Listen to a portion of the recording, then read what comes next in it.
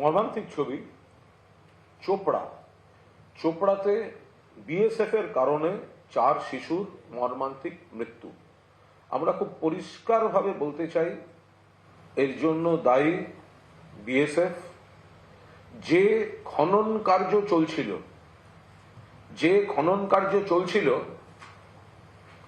সেই খনন কার্য সেটি কোনো সংশ্লিষ্ট কর্তৃপক্ষ থেকে অনুমতি নেওয়া হয়নি। বেআইনি কাজ চলছিল।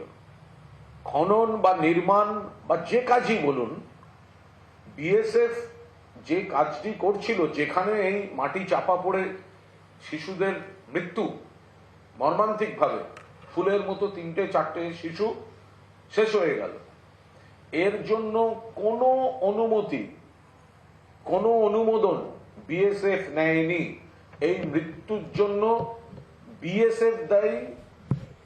সম্পূর্ণভাবে বিএসএফ কর্তৃপক্ষের অন্যায় কাজ, গাফিলতির জন্য এই শিশুগুলির মৃত্যু হয়েছে। এর পরিপ্রেক্ষিতে আজ সকাল থেকে চোপড়ায় মৌন মিছিল করে ধর্ণা অবস্থান কর্মসূচি চলছে।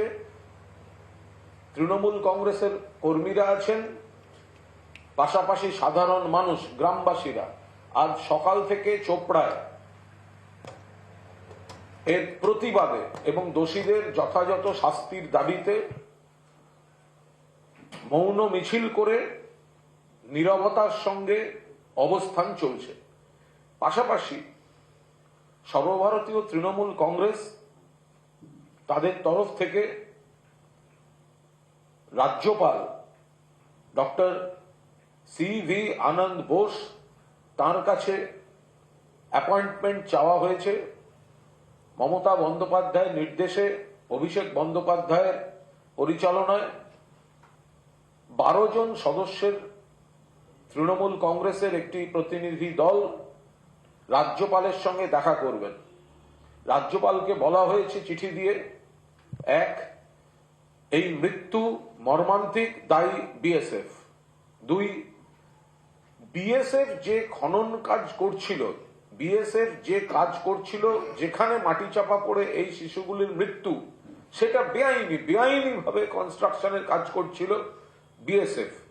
এবং 3, যদি রাজ্যপাল সন্দেশখালিতে যেতে পারেন, তাহলে রাজ্যের প্রধান হিসাবে তাকে চোপড়াতেও যেতে হবে।